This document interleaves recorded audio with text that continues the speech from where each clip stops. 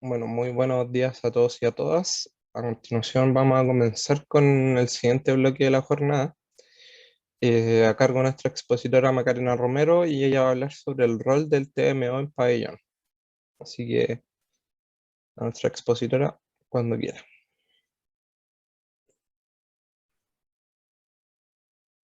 Hola chicos, buenos días. Vamos a comenzar entonces con esta exposición del segundo día, del día de hoy domingo. Muy agradecida por su participación.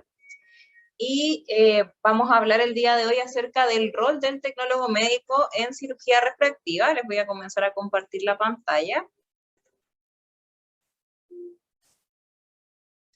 Ahí está. Entonces, nuestro rol como tecnólogos médicos en cirugía refractiva es muy amplio y comienza desde el primer día, a veces que el paciente llega a la consulta, ya sea nosotros como consulta refractiva o como miembros del equipo, ¿cierto? En un centro oftalmológico en el cual la consulta va a seguir de parte del médico, ¿ya? Los roles del tecnólogo médico son 5, eso ya nosotros los conocemos, ¿cierto? Que está el rol de extensión, el rol de docencia, investigación, administrativo y asistencial. El rol asistencial, ¿cierto? Es lo que más se realiza normalmente dentro de nuestras funciones, en los cuales está básicamente el tema de realizar exámenes, colaborar con el tema de la pesquisa, diagnóstico, ¿cierto? Y tratamiento cuando estamos dentro de un centro, y rehabilitación, por ejemplo, todo eso va de la mano del rol asistencial. Administrativo, ¿cierto? Cuando nos dedicamos a, por ejemplo, compra de insumos, gestión dentro de un equipo, gestión de proyectos, etcétera. Investigación, por parte, por ejemplo, en la misma cirugía refractiva se pueden investigar, se pueden analizar los resultados que se han obtenido, hacer estudios acerca de eso, es muy interesante. El rol docente, que lo podemos ejercer tanto en jornadas de extensión a alumnos, como enseñándoles también a utilizar los mismos equipos, y los tecnólogos que trabajan, ¿cierto?, en centros de formación, universidades y otros. Y extensión, que puede ser tanto a tecnólogos como también puede ser a pacientes y acompañantes, que podemos también informarles acerca de los procedimientos y de los protocolos que estamos implementando, ya sea en cirugía o de las patologías en específico. Entonces, en cirugía refractiva se pueden aplicar todos los roles del tecnólogo médico, ya absolutamente todos. ¿De qué forma? Ya lo hemos ido conversando, ¿cierto?, a lo largo de las otras presentaciones, pero lo vamos a intensificar ahora en esta. Por ejemplo, en la evaluación preoperatoria tenemos la gran parte de nuestro rol asistencial, ¿cierto?, que puede ser, como les mencionaba, nosotros como encargados de la consulta primera del paciente, o desde la parte de exámenes cuando ya estos han sido solicitados por el médico, ¿ya? Si nos corresponde la parte de evaluación preoperatoria desde un inicio, tenemos que ser encargados de realizar una buena anamnesis a nuestro paciente. La refracción subjetiva la podemos hacer nosotros o el médico oftalmólogo, dependiendo de cómo se organice el centro en el cual vamos a estar nosotros trabajando. El estudio de polo anterior, ¿cierto? Evaluación de lágrima, motilidad, que también es importante en un paciente que se va a evaluar de cirugía refractiva, entre otros exámenes, ¿cierto?, dentro de la consulta de la evaluación preoperatoria. Luego, nuestra parte, ¿cierto?, fundamental y que tiene mucha importancia, que es los exámenes preoperatorios, los cuales los tenemos que hacer de la mejor forma posible. Tienen que ser exámenes sumamente confiables, porque del resultado de estos va a depender la cirugía de este paciente, ¿ya? Que son los que se solicitan, ¿cierto?, por parte del médico, que para la cirugía refractiva con láser excimer normalmente es topografía, paquimetría, pupilometría, aberrometría, la cicloplegia también la realizamos nosotros. Y después de eso, según los resultados de estos estudios, también se pueden solicitar otros más, como los hemos visto en las presentaciones anteriores, los cuales van a ayudar tanto a definir la técnica como la viabilidad de la cirugía, si esta se puede realizar o no, ¿ya? Y en esta parte, cuando nosotros realizamos los exámenes, tenemos que ir fijándonos en todos los detalles de los resultados, para poder orientar también y conversar tal vez con el médico acerca de las opciones quirúrgicas que se le pueden ofrecer a ese paciente, y también acerca de la confiabilidad de los exámenes, como lo habíamos conversado. Ustedes tienen que tener en consideración que si el examen no es confiable, hay que consignarlo, porque ustedes son los responsables de que ese resultado sea el óptimo para poder operar o no a ese paciente. También nos encargamos, ¿cierto?, de analizar los casos clínicos junto con los médicos o junto con el equipo médico con el cual vamos a trabajar, capacidad, ¿cierto?, de integrar todos nuestros conocimientos, tanto en el momento cuando estamos realizando el examen de forma simultánea, ver qué nos está entregando, ¿cierto?, las imágenes que estamos obteniendo de ese paciente, y después posterior, cuando ya tengo todo el caso completo, cuando tengo acceso, ¿cierto?, a la ficha clínica tal vez del paciente, integrar todos los exámenes y todas las cosas que hemos realizado con ese paciente para poder dar, ¿cierto?, una mejor solución a este caso, ¿ya? Y poder evaluar, ¿cierto?, si la cirugía se puede realizar, si no se puede realizar, y en caso de que, por ejemplo, el paciente no sea candidato para cirugía con láser Excimer, optar a las mejores alternativas dentro de las posibilidades para ese ojo. Y también tenemos cierto rol administrativo en cuanto a la planificación quirúrgica, ¿ya? Por ejemplo, nosotros donde trabajamos en nuestro centro también somos encargados de orientar las tablas quirúrgicas, ¿ya? Ver los horarios de los pacientes junto con la persona de administración, y al momento de identificar, ¿cierto?, todos los pacientes que están en tabla dentro de esa semana, tenemos que considerar que los pacientes cuenten con todos los estudios necesarios previos a la cirugía, porque muchas veces los pacientes agendan fecha de cirugía y después dicen, sí, me voy a ir a hacer los estudios tal semana, y faltan. Entonces ahí el paciente quedó agendado con fecha quirúrgica, pero no tiene los exámenes, o dijo que iba a ir otro día por la cicloplegia porque le molestaba ese día quedar viendo borroso y nunca fue. Entonces ahí nosotros tenemos que analizar cada caso, revisar todos los archivos, todas las carpetas, decir, este paciente sí está en condiciones, sí se puede operar porque cuenta con sus estudios, y también en ese caso encargarnos también de la parte administrativa del pabellón, que disponga con todos los materiales necesarios para la intervención. Así como bien Jimena lo mencionaba, nosotros trabajamos en un equipo en el pabellón, ya sea de LASIK o de facorrefractiva, y también tenemos que estar en conocimiento acerca de todos los insumos que se utilizan dentro de ese pabellón y que se cuente con todos los implementos necesarios. ¿Ya? No vivimos en una burbuja. Hay veces, por ejemplo, que estamos, no sé, sin las telas para cubrir, por ejemplo, al paciente. Y lamentablemente en esa condición hay que comenzar a moverse, ¿cierto?, de forma rápida y decir, oye, en esta parte se compran, lo podríamos hacer así, lo podríamos hacer de esta manera, o en caso de que falte, por ejemplo, algún integrante dentro del equipo, tratar de dar solución a estos eventos que pueden ocurrir. También nos debemos preocupar, ¿cierto?, de que nuestros equipos con los cuales estamos realizando los exámenes cumplan con todas las condiciones para que el examen sea de calidad. Ya tenemos que tener en consideración que cada equipo tiene un calibrador, ¿cierto?, un verificador de calibración, y tenemos que tener en conocimiento, según fabricante, cada equipo nos dicta cada cuánto se le tiene que realizar, por ejemplo, una mantención preventiva, las mantenciones de los cabezales de los topógrafos, que los computadores con los que se utilicen estén, ¿cierto?, funcionales perfectamente, para que los análisis de datos también se encuentren dentro de los rangos que corresponden.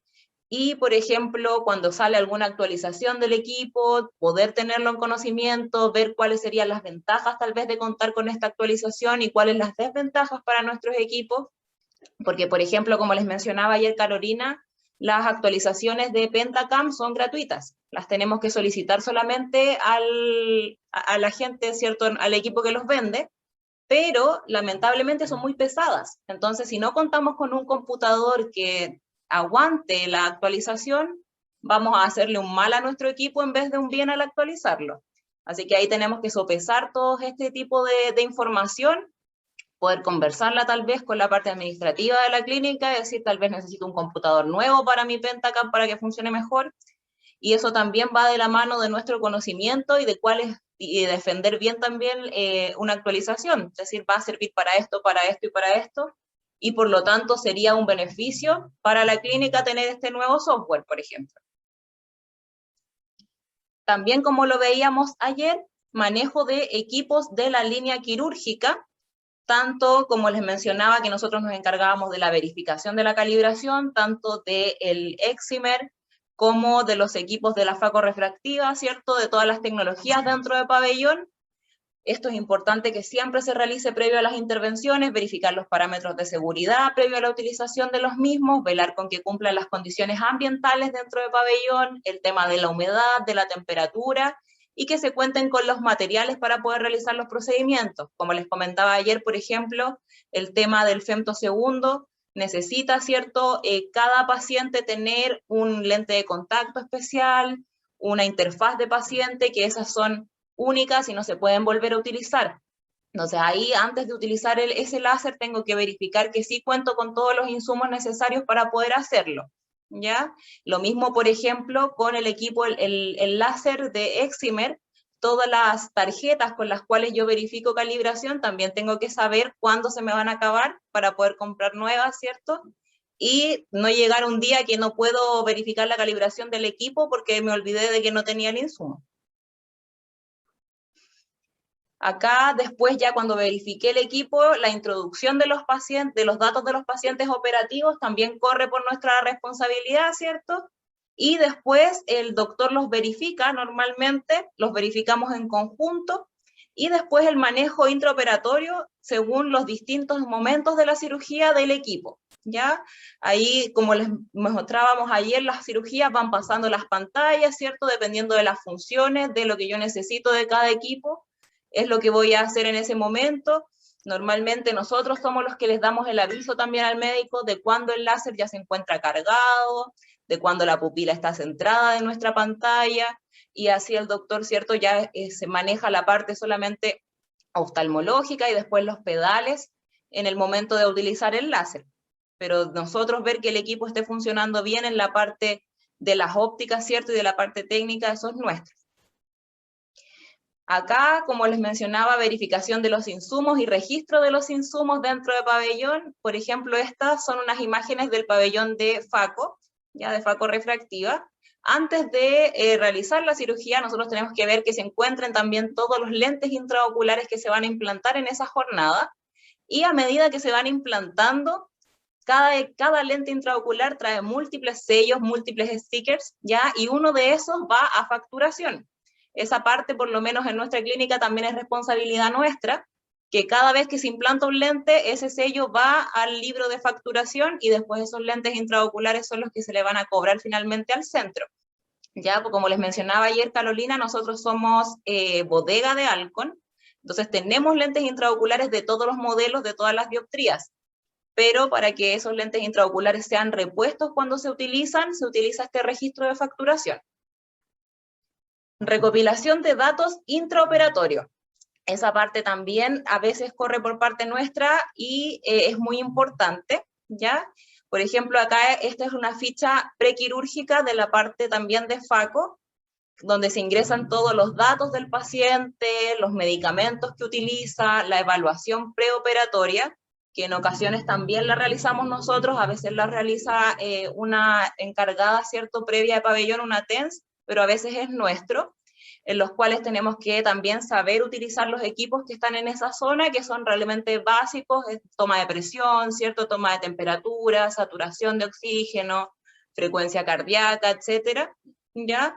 Y también verificar todos los datos de las encuestas operatorias que llenan los pacientes previos a la intervención, con sus medicamentos que utilizan, si dejó de tomar los anticoagulantes, como les mencionaba ayer, para la cirugía FACO, se hizo el ayuna como corresponde, todos esos detallitos que van en esta ficha. Y luego después, cuando ya estamos dentro de pabellón, la recopilación de datos del intraoperatorio, ¿ya?, que está, por ejemplo, en esta ficha todos los detalles acerca de qué tipo de anestesia se utilizó, de si la capsulorhexis, por ejemplo, estuvo completa, con qué método se utilizó, qué viscoelástico, se utilizó también dentro de la cirugía, y finalmente ahí donde dice modelo es el lente intraocular que finalmente se implantó, si se usaron suturas, etcétera, etcétera. ¿Ya?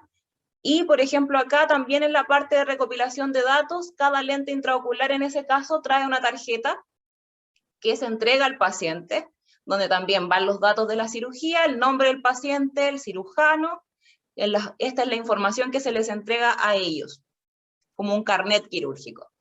¿Ya? Como les mencionaba anteriormente también, manejo de la información de los pacientes operativos en las tablas, eso también es parte nuestra, y entrega y recopilación de los datos para el procedimiento. Eso es lo que estábamos conversando anteriormente. Acá, como una parte de extensión, muchas veces nosotros somos los encargados de entregar la información a los acompañantes de los pacientes y a los pacientes durante y después del procedimiento. ¿Ya? Normalmente, por ejemplo, para las cirugías LASIK, el paciente entra, comienza su preparación y se demora un poco a veces dentro del pabellón porque hace un reposo después de la cirugía. Entonces los acompañantes empiezan afuera a preguntar cómo fue, cuánto falta para que salga, etcétera. Entonces ese tipo de cosas también nosotros tenemos que ir a conversar con sus acompañantes y darles la seguridad de que el paciente, cierto, si la cirugía salió bien, que está haciendo un reposo, y después cuando ya vamos a dar el alta junto con el cirujano, entregar la información pertinente a los acompañantes acerca de los medicamentos que tiene que utilizar ese día, acerca de los controles posteriores a los cuales tiene que asistir, ¿ya? Y enseñar a aplicar gotas, como les mencionaba ayer, a los acompañantes, súper importante, enseñarles la limpieza a los acompañantes en muchas intervenciones, ese tipo de cosas también van de la mano nuestra, ¿ya? También, por ejemplo, en el postquirúrgico, asistencia al cirujano en los controles postoperatorios. Hay lugares donde los tecnólogos realizan los controles postoperatorios de LASIK, ¿ya? Hay lugares donde los realiza el médico. Por ejemplo, nosotros entregamos toda la información previa en el control, se realizan algunas mediciones, por ejemplo, de autorrefractometría, y luego se entrega la lista de indicaciones para la primera semana, y se les explica a los pacientes todas las indicaciones que se dan, ¿cierto? El tema de no frotarse los ojos, de usar los lentes oscuros, los protectores para dormir, todo eso lo hacemos nosotros, y luego el doctor en el control ya tiene harto adelantado, ya, y solamente se dedica a explicar alguna duda que le queda al paciente respecto a eso, y solamente reiterar las indicaciones, y así al paciente también le queda doblemente claro lo que tiene que hacer, y no puede llegar después diciendo, no, nadie me dijo nada, porque en realidad se le han dado 2, 3 veces las indicaciones, y así también se les graba de mejor manera todo lo que pueden hacer, ¿ya? Y también identificar posibles reacciones adversas o alergias a algunos medicamentos. Ya esto me lo recordó recién en la presentación cuando estaban hablando de las gotas acerca si tenían o no tenían preservantes las utilizadas después de cirugía. Acá nosotros normalmente utilizamos las muestras que nos llegan de los distintos laboratorios, entonces en cada hoja de indicaciones, por ejemplo, dice lágrima artificial, y salen todos los nombres de todas las marcas, y solamente en el momento cuando sabemos que hay disponible, se destaca ahí cuál fue la que se entregó. Pero, claro, existen oportunidades en las cuales al día siguiente, en el primer control o los controles de la primera semana, el paciente ha notado un poco más de irritación con alguno de los medicamentos y se cambia por otro, ¿cierto?, que no tenga preservante o que sea de otro laboratorio. No sucede en la mayoría de los casos, sucede muy poco en realidad. Entonces tampoco es un tema de que siempre sean sin preservantes, sino que en realidad la que está disponible en el momento que estamos haciendo la intervención y entregando los medicamentos posteriores. Acá también corre de nuestra mano el análisis de datos del postoperatorio, ¿ya? Tenemos que tener la capacidad de identificar con las mediciones que realizamos post cirugía, tanto subjetivas como objetivas, la efectividad de los procedimientos y la satisfacción del paciente. ¿Ya? Normalmente las mediciones que se realizan posteriores, ¿cierto?, son autorrefractometría, tomas de agudeza visual, en algunas ocasiones sensibilidad al contraste, y existen lugares en los cuales también se entregan encuestas postoperatorias a los pacientes para ver la satisfacción, ¿cierto?, si presentan halos, si presentan alguna molestia extra, Entonces esa parte también la podemos realizar nosotros. Es muy interesante después ver los resultados post cirugía, cómo están viendo nuestros pacientes y si cumplieron las expectativas que ellos tenían previos a la intervención. Por otra parte, también podemos recopilar estos datos para estudios clínicos, ya en la parte de investigación que les mencionaba. Realizar las evaluaciones pertinentes para mesurar los resultados de las intervenciones, registrarlas y analizarlas posterior a la cirugía. ¿Ya? Esta parte es muy bella, ¿ya? A mí me gusta bastante el tema de los estudios clínicos y nosotros tenemos la experiencia de realizar bastantes dentro de la clínica. Por ejemplo, medir sensibilidad al contraste, como les mencionaba, medir agudezas visuales a los pacientes post cirugía, ya sea refractiva o cirugías con facorefractiva con lentes intraoculares premium, y después tener el beneficio, ¿cierto?, de poder publicar tal vez algún resultado de estas intervenciones. Por ejemplo, ahora con facorefractiva, con PanOptix, llevamos más de 1000 casos, y se está realizando también un estudio acerca del tema de los LASIK guiados. Es bien interesante esta parte. Aquí también se puede realizar en cirugía refractiva. Por otra parte, tenemos que tener en consideración que también somos responsables de la organización de las fechas de las mantenciones, ya tanto del equipo quirúrgico como el equipo de exámenes, ¿ya? Y tener una comunicación fluida y pertinente con servicio técnico y fabricantes de los equipos. Esta parte es muy importante.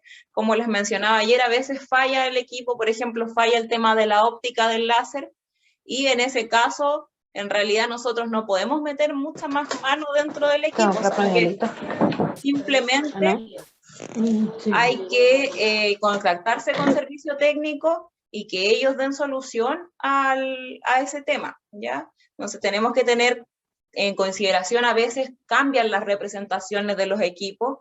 Eso es importante, saber quién tiene la representación de cada marca en este momento, para poder, ¿cierto?, tener acceso a servicio técnico de forma rápida, que es lo que necesitamos en estos casos, ¿ya? Y la parte de docencia, ¿cierto? Formación de nuevos TM, ya sea operadores de equipos de línea quirúrgica o en jornadas acerca de cirugía refractiva en este caso, que nos ayuden, ¿cierto?, a identificar cómo funciona el mundo de la cirugía refractiva y cuál es nuestro rol dentro de la misma, que en realidad, como les mencionaba en el principio, es muy amplio. Comienza desde que el paciente llega a la consulta y no termina en realidad, porque después el paciente que ya se operó continúa después yendo a sus controles postquirúrgicos. Y como les mencionaba anteriormente, también puede llevar una nueva cirugía en el futuro, o después la formación de cataratas, ¿cierto? Los pacientes normalmente, si se llevan una buena impresión del centro donde los están atendiendo, se quedan, y vas a seguir con ellos muchos, muchos años. Entonces, es importante también que el rol de cirugía refractiva, como les mencionaba, no termina. Es muy amplio, porque nosotros siempre estamos insertos dentro del equipo médico, y tenemos distintos roles, distintas partes, ¿cierto?, dentro de este mismo equipo, y nos tenemos que ir adaptando también según las necesidades del mismo equipo.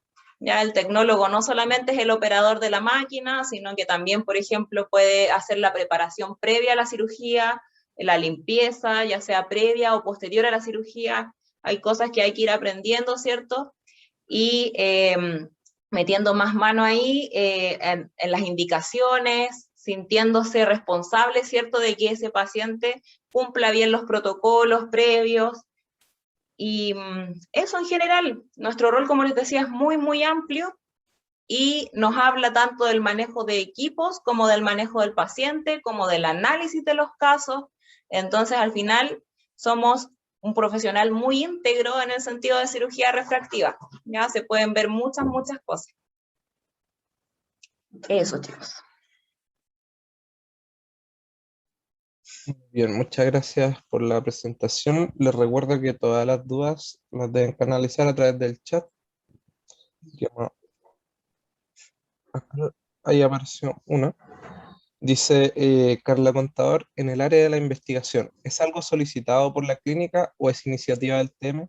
Me refiero más al ámbito de las horas que se usan en la investigación y el reconocimiento económico, entre comillas. Claro, no, acá es algo que ya se realizaba en la clínica antes de que nosotros llegáramos. Ellos siempre han estado motivados por el tema de la investigación y tienen muchos estudios previos, ¿cierto?, en ese sentido. Y puede ser también por iniciativa del TM. Nosotros también hemos sugerido algunas investigaciones. Y el reconocimiento económico, bueno, eso en realidad es todo conversable y normalmente se conversa, ¿cierto? Antes de cuando uno ingresa a un trabajo, pregunta si se realiza investigación, si se realiza docencia, ¿cierto? Porque cuando se realiza docencia también ustedes saben que para recibir un TM, ¿cierto? De ayudante, ¿cierto? De alumno en práctica, también el reconocimiento económico es extra, es aparte. Entonces, ahí también todo ese tipo de cosas hay que preguntarlas y va a depender del centro donde ustedes van a llegar a trabajar después en el futuro, ¿ya?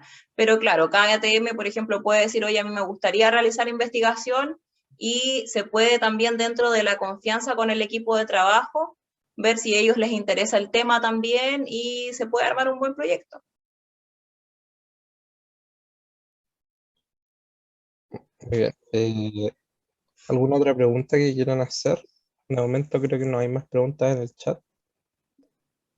Vamos a esperar un minuto. Y si no, daremos paso a la siguiente, al siguiente bloque. No, creo que no hay más. Me dicen que muchas gracias. Y bueno, aprovechar este momento. Aquí hay otro. Dice, ¿cómo distribuyes tu horario de trabajo en relación a lo que haces? Alan Bellis. Uf, difícil la pregunta. Claro, en realidad nosotros tenemos agendas abiertas con exámenes en general todo el día, desde la mañana hasta la tarde. Generalmente en la tarde la carga de exámenes baja un poco porque en la mañana, ¿cierto?, está todo condensado el tema de curvas de tensión, ¿cierto?, los campos visuales de las mismas curvas, etcétera. Y normalmente cuando ya quedan algunas horas, ¿cierto?, disponibles en la tarde, ahí me dedico más a la parte administrativa, ¿cierto?, ya sea de compra de insumos, de organización de las tablas quirúrgicas. En general, nosotros en la clínica, hasta la compra del papel, de las cosas de librería, corren de nuestra parte, en ese sentido de la organización, de si todo el resto de la clínica está funcionando con los insumos, de por ejemplo, de la mantención de hasta de las impresoras es nuestro. Entonces, en esos momentos libres normalmente se gestionan ese tipo de cosas. Generalmente, como les mencionaba, las tardes quedan algunas libres para eso. Pero claro, el horario es el mismo de otros temas de oftalmología que trabajan, ¿cierto?, en horario de oficina de lunes a viernes. Así que no hay como una diferenciación con respecto a eso. Hay días que se puede hacer más, hay días que se puede hacer menos, pero hay que saber organizarse muy bien para poder tener todo en orden, ya tanto administrativo como clínico, como asistencial propiamente tal. Muy bien. Acá tenemos un par de preguntas más. Dice, ¿es necesario contar con un postítulo de mayor especialización para el trabajo en clínica o existen capacitaciones que dependan del centro también? No, en realidad necesitar un postítulo para trabajar en clínica no es necesario, ¿ya? Con las capacidades adquiridas en el pregrado es suficiente y las capacitaciones por parte de la clínica, por ejemplo, van a correr con los equipos de pabellón, sí o sí, porque como les mencionaba también ayer, cada pabellón tiene distinto láser, tienen distintos equipos dentro del pabellón, distintas tecnologías, entonces eso cuando tú llegas al centro te programan, te organizan, ¿cierto?, tus capacitaciones con el fabricante para que puedas utilizar el equipo y sacarle el mejor provecho posible. ¿Ya? Eso sí o sí lo van a realizar porque como les mencionaba, cada centro tiene distinto tipo de equipos. Ahora, claramente, por ejemplo, no lo van a realizar con los equipos básicos que tú deberías tener el conocimiento previo antes de ingresar a un centro. No te van a ir a enseñar a usar un topógrafo, un campo visual, un OCT. Ya eso es lógico. Pero sí los equipos que son dedicados a cirugía, sí se aprenden de a poco. Y, por ejemplo, lo otro también va de motivación nuestra el ir aprendiéndolo de forma progresiva, por ejemplo, el nombre de los equipos que se utilizan en pabellón, del instrumental quirúrgico, eso se va aprendiendo con la experiencia. Ya saber los nombres de las cánulas, saber los nombres de las espátulas, de cómo utilizar ese tipo de cosas también va de la mano de tu motivación y en ese sentido ser bien intruso y ver ahí qué está haciendo la arsenalera, mirarle la mesita que tiene, qué necesita, y al final eso es lo que te va a llevar a tener un mayor conocimiento y un mayor manejo también acerca del área quirúrgica, porque nosotros nuestra preparación quirúrgica en realidad no es muy amplia, entonces en ese sentido nosotros nos ven como un profesional que trabaja previo a la cirugía más que dentro de cirugía y post cirugía. Entonces eso se va aprendiendo, como les decía, con la práctica y con ser intruso con lo que uno está viendo en el momento. Ya preguntar, meterte también, por ejemplo, en los manuales que mandan los vendedores de instrumental quirúrgico para saber cuánto utilizan, de qué cosas se compran, qué cosas no se compran, etcétera. ¿Ya? Ese tipo de cositas.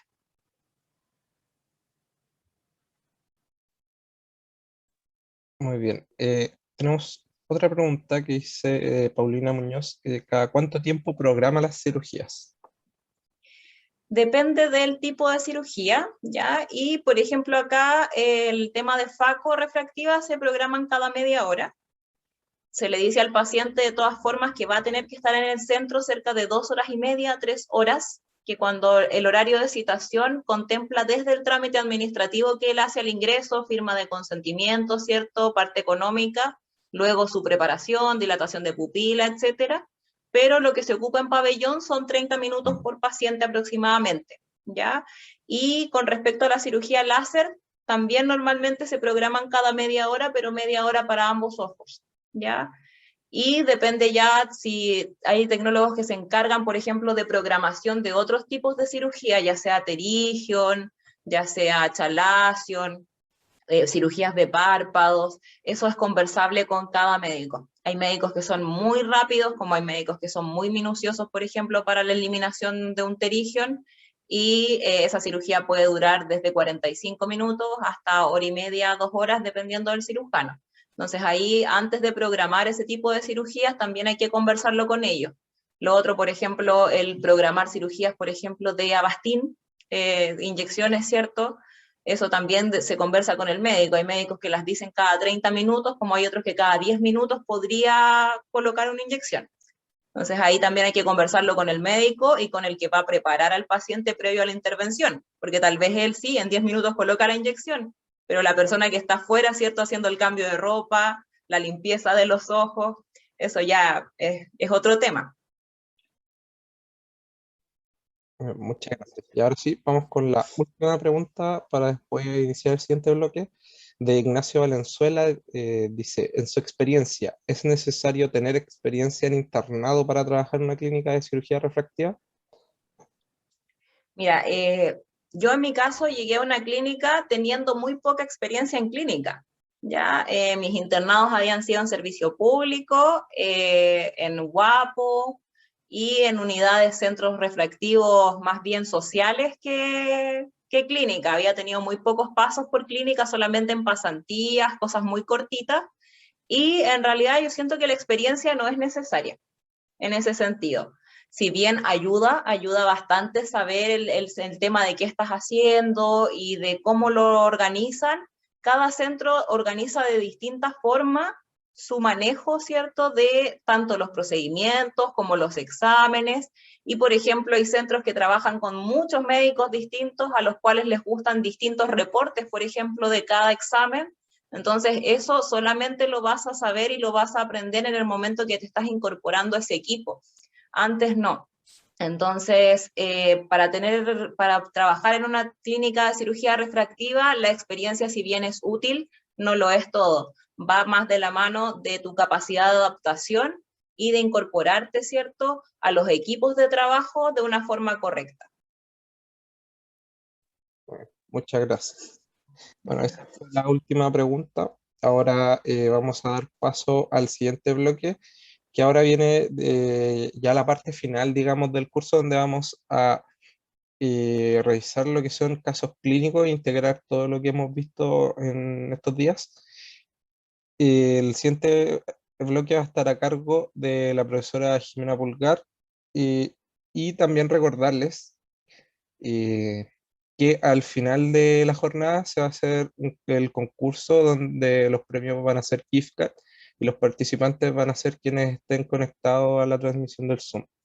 ¿Ya? Así que los dejo a continuación con la profesora Jimena y quiere, cuando quiera comenzar. Ya, gracias.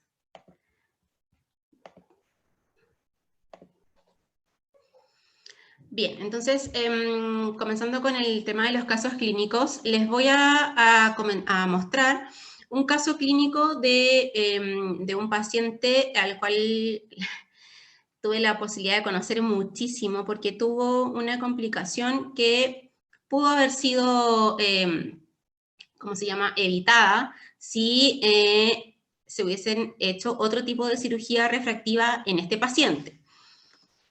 Tenemos a este paciente masculino de 35 años que llegó a la consulta con el deseo de someterse a cirugía refractiva porque le incomodaban sus lentes, ¿ya?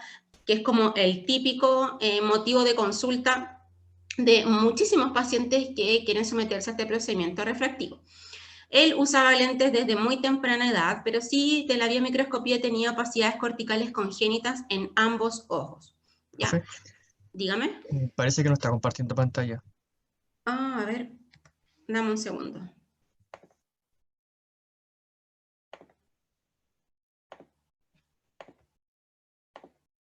¿Ahí sí? Ahí sí. Muchas Ya. gracias. Gracias a ti. Entonces, como les comentaba, este paciente masculino que quería dejar de utilizar los lentes, que los llevaba utilizando desde muy temprana edad, y bueno, tenía excavaciones de 0,7 en ambos ojos, tenía presiones normales y tenía la refracción que acá podemos observar. El doctor evaluó al paciente, vio que en realidad no tenía ninguna contraindicación hasta ese momento para someterse a la cirugía refractiva, así que sin mayor evaluación, además de la refracción y estos antecedentes que les menciono, el doctor le indica realizarse una topografía Pentacam para evaluar su perfil corneal y así, obviamente, saber si podía ser sometido al procedimiento. Estas eran las topografías de nuestro paciente, a simple vista en el ojo derecho nada llamativo, ¿cierto? Un astigmatismo corneal de 2,6, una córnea un poquito plana en el K1, pero nada patológico, un grosor corneal de características normales, 546 en el ápex y la posición más fina de 542. El análisis del Bellin-Ambrosio no mostraba nada sospechoso tampoco, ni en la cara anterior, ni en la cara posterior. Tenía acá una progresión de grosor completamente normal, así que hasta acá iba todo impecable. Y en el otro ojo, bueno, el panorama era un poquito distinto, o aparece un corbatín un poquito más pronunciado, ¿cierto? Pero aún así, levemente asimétrico, pero no nada que uno pudiese decir que era patológico. Grosores corneales, ok, 522, ¿cierto? Pero acá ya el Bellin-Ambrosio mostraba una alteración en la cara posterior del ojo izquierdo con varios índices alterados y con una progresión de grosor que sale un poco de la norma, siempre cuando, a pesar de que está dentro de las líneas punteadas, ¿cierto? Esta como colita que sobresale al final siempre nos hace pensar de que puede haber algo sospechoso en la córnea de ese paciente. Pero, a pesar de esas señales, ¿cierto?, el doctor lo cita nuevamente a una refracción subjetiva, evalúa la refracción y el doctor decide agendar cirugía LASIK. ¿Ya? A pesar de estas señales que el doctor vio en el ojo izquierdo, piensa que debido a la edad que tiene el paciente, esto no va a progresar mucho más, por lo tanto decide agendar una cirugía refractiva LASIK, la cual se realiza prácticamente a la semana después con el láser EX500 de Alcon. Se utiliza una placa de 140 y un anillo de 9,5 y al momento de la cirugía el flap no presentó ningún tipo de problemas, no tenía pliegues, ¿cierto? De la observación de la lámpara de hendidura, el paciente se portó perfecto, salió todo como uno quisiese. Y el doctor le indica Yavac y Togradex cada 4 horas en ambos ojos. 2 días después de la cirugía, se observan en la interfase que estaba todo ok, pequeños restos hemáticos solamente, que eso en realidad no tiene mayor relevancia. El flap se encontraba ok, había una pequeña estría, pero que no molestaba en el eje visual del paciente. Y hasta ese momento nuestro paciente tenía 0,7 parcial de agudeza visual, lo cual dentro de todo era aceptable. Y tenía una autorrefractometría que mostraba un astigmatismo bastante elevado en el ojo izquierdo. Pero el doctor pensó que hasta este momento era todo parte de la evolución de la cirugía que había sido realizada recién hace 2 días atrás, así que lo mantiene con los mismos medicamentos y lo cita a control en una semana más para ver cómo progresaba esto. Y ahora el paciente dice que ya está viendo algo mal por el ojo izquierdo y vemos que la agudeza visual disminuyó muchísimo, de 0,7 parcial a 0,4. La biomicroscopía se observaba casi igual que en el control anterior, ¿cierto? Continuaba esta estría, pero que en realidad no molestaba mucho en la visión del paciente. Y en el ojo izquierdo la interfase se veía con algunos detritos, pero que estaban fuera del eje visual, por lo tanto no eran la causa de la disminución de la visión del paciente en el ojo izquierdo. Y a la autorrefractometría seguimos viendo que este cilindro sigue apareciendo tanto en el ojo derecho como en el izquierdo, pero siendo en el izquierdo bastante más molesto. El doctor, ya un poquito más preocupado por esta evolución tan desfavorable, lo cita a control en 48 horas más. Y el paciente indica que las molestias persisten y el doctor decide pedir una opinión con otro colega y llegan a la conclusión de que quizás sí efectivamente podría ser el detritus que está ahí, por lo tanto decide levantar el flap, lavar y dejar con un lente de contacto al paciente y el cilindro se mantenía, ¿ya? Y con la corrección lograba 0,8 en ese ojo. Se le indica Tobradex y Tealos Duo y lo iba a estar en control en 24 horas, en donde encontró que el flap seguía ok, pero la refracción seguía bastante inestable en este paciente. Si ustedes ven, el cilindro cambia constantemente, incluso el eje del cilindro también varía, por lo tanto ya ahí es como para empezar a preocuparse un poquito más. Ya varias semanas después de la cirugía, el flap se mantenía ok, pero la refracción del ojo izquierdo sigue estando muy, muy inestable. Por lo tanto, el doctor, a pesar de estas variaciones, se plantea la posibilidad de un retoque, ya ni siquiera habiendo pasado un mes de la cirugía. Pero antes de eso, lo cita a control en 2 semanas. Y acá teníamos las topografías de nuestro paciente. En el ojo derecho sigue estando todo impecable, ningún inconveniente. Pero en los mapas, ¿cierto? Se sigue viendo que todavía esta ablación sigue progresando en el ojo derecho, pero que era nuestro ojo bueno.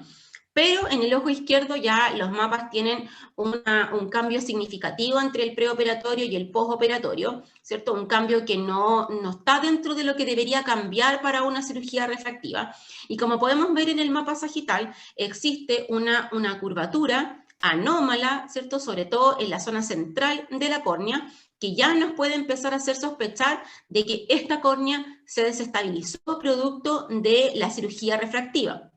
Ya tiene una elevación muy patológica en la cara posterior, ¿cierto? Obviamente el grosor corneal no es mucho parámetro porque esa córnea ya está tratada, por lo tanto no es un adelgazamiento que tenga que ver con este patrón patológico que se observa en la curvatura sagital del paciente. Y como podemos ver ahí, la comparación del mapa tangencial, que para mí es un mapa súper relevante y muy, muy decidor en realidad, porque en este mapa, como ustedes saben, podemos ver la curvatura de la córnea de manera mucho más específica que en el mapa sagital. Y acá ya podemos ver en el fondo la ubicación precisa de este corbatín que se formó en el centro de la córnea, que no está en relación con la corrección de la ametropía que se le trató al paciente. Luego, el doctor lo evalúa después que se hace esta topografía, ve que presenta esta irregularidad y la visión del ojo izquierdo ha disminuido considerablemente, ahora va en 0,2 sin corrección y con corrección alcanza 0,6 y este cilindro se sigue manteniendo en el ojo izquierdo, la refracción ya se estabilizó en el ojo derecho, así que lo cita a control en un mes más para ver si esto logra estabilizarse nuevamente y lo cita con una topografía. y observamos que la topografía sigue más o menos el mismo camino en el ojo izquierdo, con estas curvaturas, ¿cierto?, anómalas en el centro, que indica que algo pasó en esa córnea que no fue corregida de la manera que corresponde. Ahí podemos ver la comparación, ¿cierto?, en los meses, en donde acá vemos el mapa inicial previo a la cirugía. Este es el mapa, el examen realizado después de la cirugía, y acá vemos el último realizado en el ojo izquierdo. Entonces, cuando vemos la progresión de estos mapas, ya podemos decir en el fondo que este paciente está cursando con una ectasia post-LASIK. ¿Ya? Obviamente, las señales estaban en el examen preoperatorio, en donde en esa córnea el Bellin-Ambrosio ya mostraba índice sospechoso, ¿ya? En la cual deberían haber sido considerados al momento de elegir la técnica quirúrgica para este paciente. Pero esto demuestra que incluso córneas con pequeñas sospechas pueden desestabilizarse al momento de elegir una técnica quirúrgica que no es la apropiada para el paciente. Ahora el tema es, ¿qué hacemos con esta ectasia post-LASIK?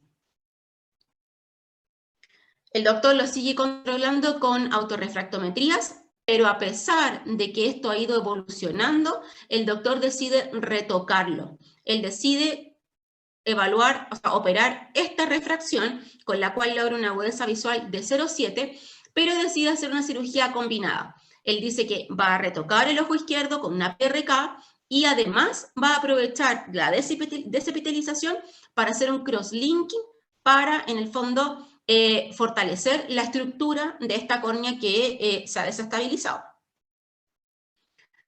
Y se realiza esta cirugía, se utiliza un anillo de 9,5 con alcohol absoluto al 25% por 25 segundos, se retira el epitelio con la espátula curva y se realiza la cirugía refractiva primero con el mismo láser, obviamente.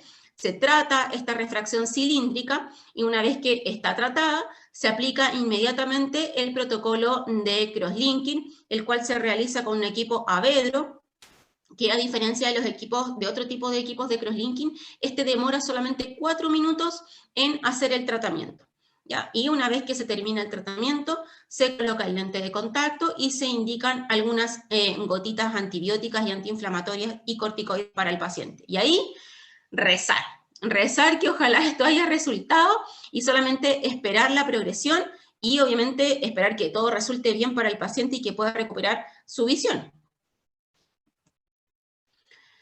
Al control posterior a este procedimiento, la superficie estaba ok, lente de contacto ok, tenía una pequeña inyección superficial, pero que no era significativa, y lo cita a control en una semana más, en donde el paciente sigue sin molestias hasta el momento, y el repitelizado estaba dentro de todo ok, pero un poquito irregular. Así que le solicita una nueva topografía al paciente, en donde podemos ver que todavía se mantiene este corbatín central, pero que ha ido disminuyendo levemente. Levemente, esa es la clave.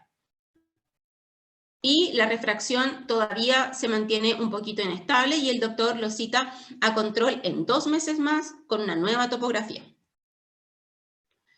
Y ya en el último control ya podemos respirar un poquito más porque a pesar de que topográficamente siguen existiendo alteraciones en el centro, la refracción del paciente se ha estabilizado un poco y logra alcanzar con su receta de lentes, que es una receta muy pequeñita, una agudeza visual de 0,8. Por lo tanto, el paciente se siente un poco más tranquilo, que al menos con los lentes logra tener una muy buena visión.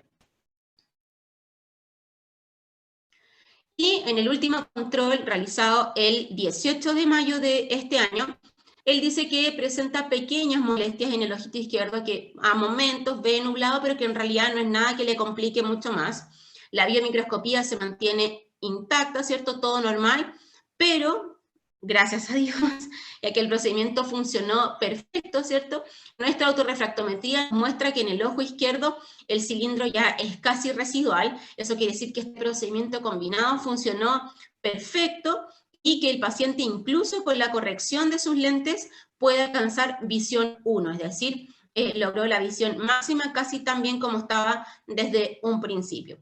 Con esto se demuestra que, en el fondo, a lo mejor todo esto se podría haber evitado si se hubiesen seguido las señas o las señales que nos mostraba nuestra topografía preoperatoria, las cuales indicaban que este paciente a lo mejor hubiese sido un mejor candidato para PRK, para así no desestabilizar esta córnea que ya era un poquito sospechosa, que a pesar de que el otro ojo era normal, no importa, uno siempre tiene que pensar en el peor de los escenarios y ver que si yo tengo un ojo con una córnea sospechosa, pensar que el otro ojo también se puede comportar de la misma manera. ¿Ya? Por lo tanto, en ese sentido hay que ser un poquito más conservadores y más precavidos y irse con una técnica quirúrgica más segura. Entonces, quizás con el PRK todo esto se podría haber evitado.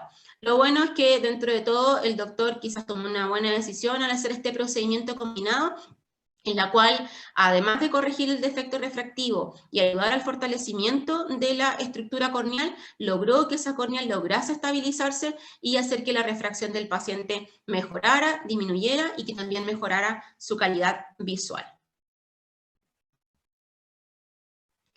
Muchas gracias.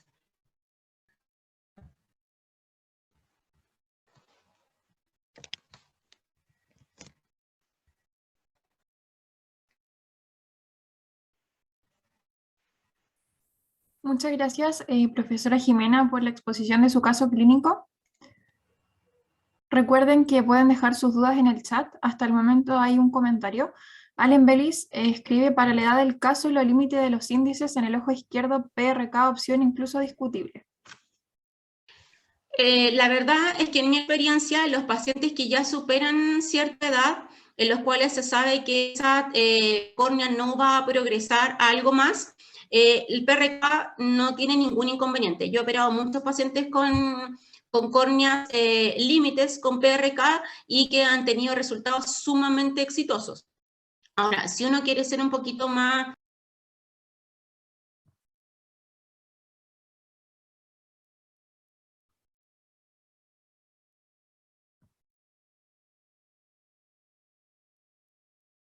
Tenemos un problema técnico. Vamos a esperar que se vuelva a conectar la profesora.